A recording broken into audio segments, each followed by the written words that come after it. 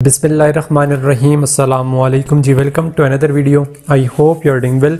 So ministry of national health services regulation and coordination की जो jobs हैं, यानी कि जो गवर्नमेंट जॉब्स हैं, वो अनाउंस हो चुकी हैं। आज की इस वीडियो में ministry of national health services की जो न्यू जॉब्स अनाउंस हुई हैं, इस हवाले से जितनी भी डिटेल्स हैं वो मैं आपसे शेयर करूँगा।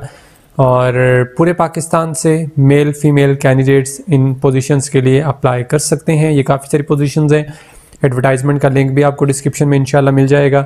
उसके अलावा एप्लीकेशन अगर आप अप्लाई हमारे थ्रू करवाना चाहते हैं तो उसका लिंक भी आपको डिस्क्रिप्शन में मिल जाएगा, क्योंकि मैं ऑनलाइन एप्लीकेशन की जो सर्विसेज हैं वो प्रोवाइड करता हूँ 400 में। तो अगर आप हमारे थ्रू अप्लाई करवाना चाहते हैं तो डिस्क्रिप्शन बॉक्स में इंस्टाग्राम का लिंक मैं डाल दूंगा, उसके थ्रू आप मुझसे कांटेक्ट कर सकते हैं। देन आपकी जो ऑनलाइन एप्लीकेशन है वो मैं 400 में सबमिट करवा दूंगा। इसके अलावा अगर आप अपनी ऑनलाइन एप्लीकेशन खुद सबमिट करवाना चाहते हैं, उसके लिए भी मैं डिस्क्रिप्शन बॉक्स में जो ऑनलाइन एप्लीकेशन की वीडियो का लिंक है वो भी डाल दूंगा। वो भी मैंने अपलोड की हुई है, तो उसको वॉच करते हुए आप अपनी ऑनलाइन एप्लीकेशन घर बैठे खुद ही सबमिट करवा सकते हैं। ठीक है, अच्छा जी। अब यहाँ पर इस जॉब के हवाले से जो डिटेल्स है वो मैं आपको सबसे पहले ये बता देता हूँ कि ये जॉब जो है ये कॉन्ट्रैक्ट बेसिस पर है। ये यहाँ पर मेंशन भी है, ये कॉन्ट्रैक्ट बेसिस पर जॉब है। ठीक है, और ये कॉन्ट्रैक्ट आपका, इसकी जो ड्यूरेशन है वो 3 साल है। सही हो गया, 3 साल ड्यूरेशन है इस कॉन्ट्रैक्ट की। अप्लाई मेल फीमेल दोनों कर सकते हैं पूरे पाकिस्तान से, बट इस चीज़ को माइंड में रखिएगा कि ये इस्लामाबाद बेस्ड जॉब है, क्योंकि ये मिनिस्ट्री है। मिनिस्ट्रीज़ जितनी भी हैं वो सब की सब इस्लामाबाद में है।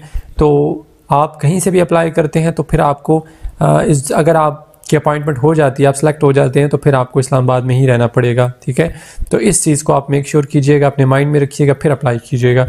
अच्छा, इसमें जो सबसे फर्स्ट यहाँ पर पोजीशन अनाउंस हुई है वो है जी आपकी प्रोजेक्ट डायरेक्टर की, जिनका PPS जो पे स्केल होता है वो 12 है और BPS जो है वो 22 है, यानी बहुत बड़ा स्केल है। नंबर ऑफ पोजीशन एक ही है। 45 से 55 साल आपकी एज होनी चाहिए। MBBS with masters in public health और सोशल साइंसेज अगर आपने किया हुआ है तो आप एलिजिबल हैं।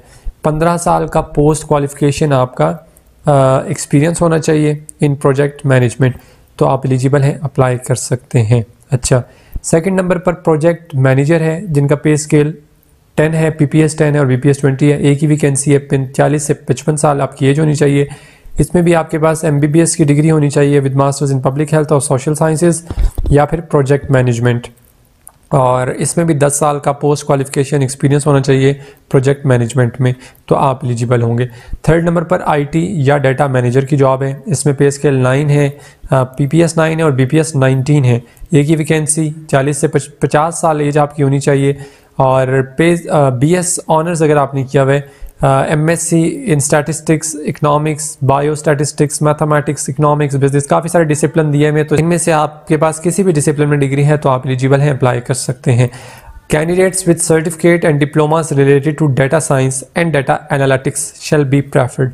ऐसे कैंडिडेट्स जिनके पास सर्टिफिकेट या डिप्लोमा होगा इससे रिलेटेड, डाटा साइंस और डाटा एनालिटिक्स के रिलेटेड होगा, तो आपको प्रेफर किया जाएगा।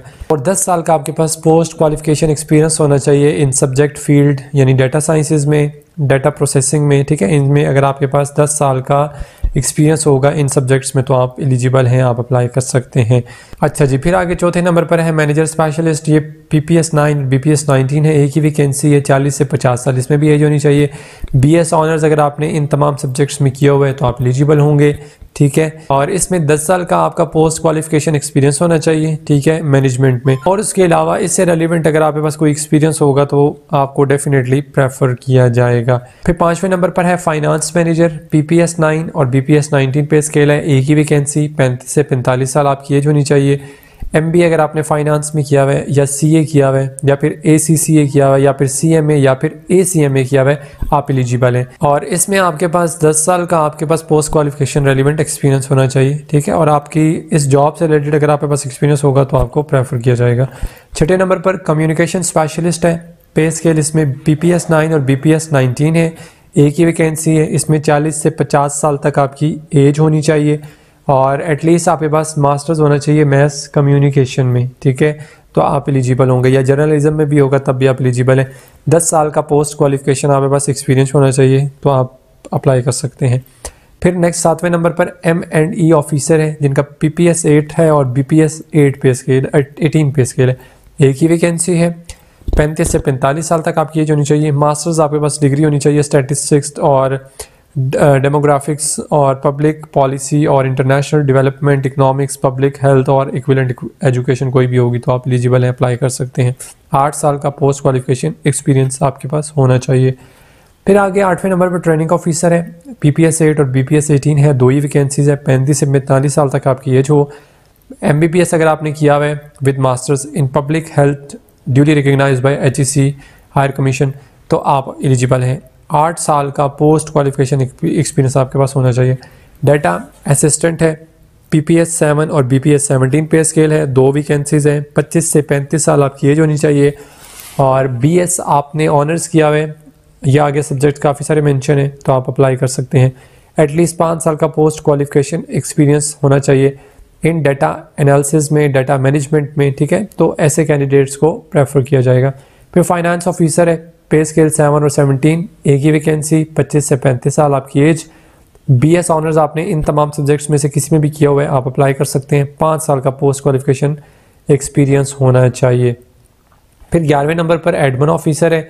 पे स्केल 7 और BPS 17 है, एक ही वैकेंसी है। 25 से 35 साल तक आपकी एज होनी चाहिए और बैचलर्स आपने किया हो या फिर MBA आपने किया हो किसी भी रिकग्नाइज्ड यूनिवर्सिटी से तो आप अप्लाई कर सकते हैं। 5 साल का पोस्ट क्वालिफिकेशन एक्सपीरियंस होना चाहिए इन फाइनेंसेस, ठीक है। अच्छा जी, फिर उसके बाद नेक्स्ट है आपके पास office assistant. PPS 5, BPS 15, 4 vacancies.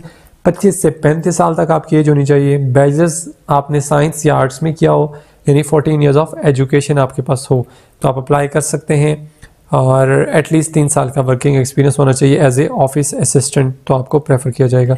फिर ऑफिस बॉय है। PPS 1 और BPS 1 to 4, एक ही वैकेंसी है। 25 से 35 साल तक आपकी एज होनी चाहिए। मैट्रिक आपने साइंस या आर्ट्स में किया हो।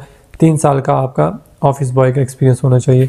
अच्छा, अब इसमें मैं आपको ये बता दूं जो जनरल इंस्ट्रक्शंस हैं यहाँ पर यही मेंशन है कि आप अगर ऑनलाइन अप्लाई करना चाहते हैं तो वैसे तो मैं यही प्रेफर करता हूँ कि आप ऑनलाइन अप्लाई करें। मुझसे बेशक ना भी करवाएं, आप खुद भी करें तो ऑनलाइन ही करें, वो ज़्यादा इजी रहता है। घर बैठे आप अप्लाई कर सकते हैं क्योंकि अगर आप ऑफलाइन की यहाँ पर इन्होंने आपको ऑप्शन दी हुई है, ऑफलाइन भी कर सकते हैं। यानी कि ये आपको नीचे एप्लीकेशन फॉर्म दिया हुआ है, इसको आप प्रिंट करेंगे, इस कंप्लीट एप्लीकेशन फॉर्म को प्रिंट करें, फिल करें, इसके साथ अपनी CV अटैच करें, ये लिखा हुआ है यहाँ पर, अपनी CV अटैच करें। अपनी जितनी भी आपकी एजुकेशनल जितने भी डॉक्यूमेंट्स हैं, आपके जितने भी एक्सपीरियंस सर्टिफिकेट्स हैं उनको अटैच करें, उन सबको अटेस्ट करवाएं और एक एनवेलप में डालकर बार पोस्ट का नाम लिखें और आप अपने जो भी करीबी पोस्ट ऑफिस है फिर आप उसको वहाँ से पोस्ट कर दें, ठीक है। और 15 डेज़ के अंदर अंदर आप अपनी एप्लीकेशन जो है वो सबमिट करवा सकते हैं ऑनलाइन या ऑफलाइन। तो आपको जैसे भी सूटेबल लगे आप अप्लाई कर सकते हैं। वैसे ऑनलाइन एप्लीकेशन ज़्यादा बेनिफिशरी है, उसके लिए मैंने वीडियो अपलोड की भी, आप उसको वॉच करते हुए अपनी एप्लीकेशन जो है वो सबमिट करवा सकते हैं। अदरवाइज़ आप हमारी सर्विस भी ले सकते हैं। तो दोनों में से जो भी आपको इजी लगे आप कर सकते हैं। सो बेस्ट ऑफ लक, अल्लाह ताला आप सबको कामयाब करे, खुश रहें। नेक्स्ट वीडियो तक के लिए अपना बहुत सारा ख्याल रखिएगा और दुआओं में याद रखिएगा। अल्लाह हाफिज़।